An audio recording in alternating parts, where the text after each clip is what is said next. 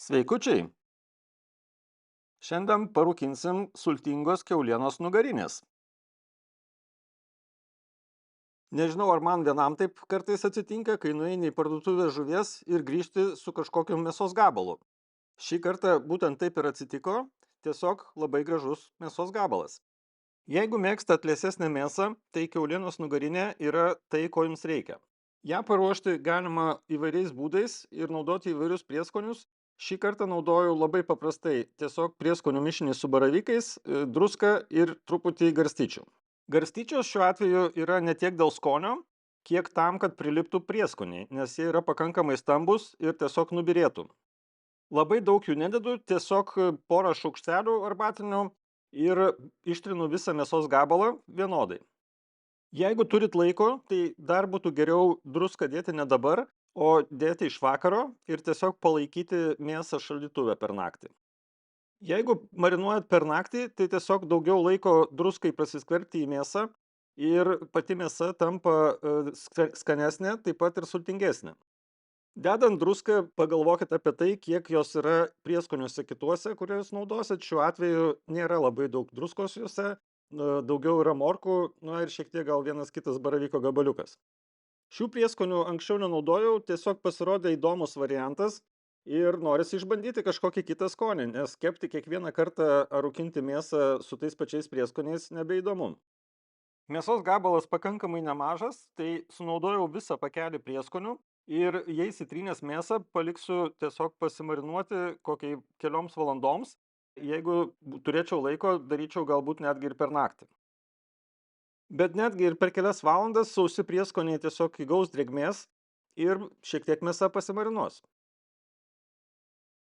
Kuriu kepsninę ir leidžiu jai truputį prašilti, bet pats visas rūkinimas, kepimas vyks gana žemoj temperatūroj. Tai kuo žemesnė temperatūra, tuo ilgesnis gaminimosi laikas, bet tuo pačiu mėsa turi daugiau šansų išlikti sultinga.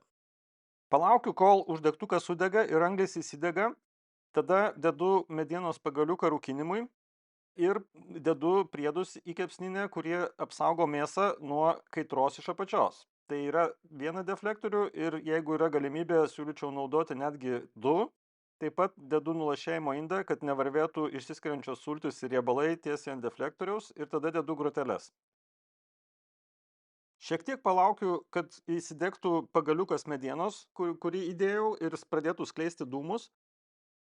Ir dedu iš karto mėsą. Nelaukiu, kol kepsninė visiškai įkais iki reikiamos tos darbinės temperatūros, tai jinai gali būti ir šiek tiek šaltesnė. Ilgai kepant, rūkinant mėsą, ypač didesnius gabalus, labai pravartu turėti termometrą. Vienokį ar kitokį, tai nebūtinai belaidį, galima ir naudoti ir paprastą. Kepsninės reguliavimo angas palieku vos praviras ir tokiu būdu kepsninė kaista labai pamažu. Iki darbinės temperatūros 120-130 laipsnių kepsninė įkaista maždaug per valandą, bet tuo pačiu metu mėsa rūkinasi. Įdėto medienos pagaliuko į anglis užteko maždaug apie 40 minučių. Norėdamas pratęsti rūkinimosi procesą, dedu tiesiog dar papildomai medienos į apačią po degančiu turiniu. Visas rūkinimosi procesas užtrunka maždaug apie 2 valandas. Tačiau laikas yra tik tai orientacinis, labai priklauso nuo to, kokios formos mėsos gabalas, kokio jisai dydžio ir kaip viskas šyla. Jeigu norit sultingos nugarinės, tai reikėtų, kad jos vidinė temperatūra pasiektų apie 64 laipsnius maždaug Celsijaus ir nuimu šiek tiek anksčiau dar, kai temperatūra yra apie 62 laipsnius, nes kepsnio išorė yra karštesnė nei vidus. Tam, kad temperatūros susivienodintų ir kepsnys baigtų kepti, įgautų savo galutinę temperatūrą, padedu tiesiog apvyniojęs foliją maždaug apie 10-15 minučių. Taip mėsai pailsėjus šiek tiek prarandama mažiau sulčių ir gaunasi skanesnė mėsa. Nugarinė tikrai puikiai iškepė ir mėsa yra sultinga, tačiau skonio jinai turi šiek tiek per mažai, todėl reikėtų naudoti arba kažkokį padažą, arba tiesiog valgyti, kad ir su tuo pačiu kečupu. Skanaus ir iki kito karto.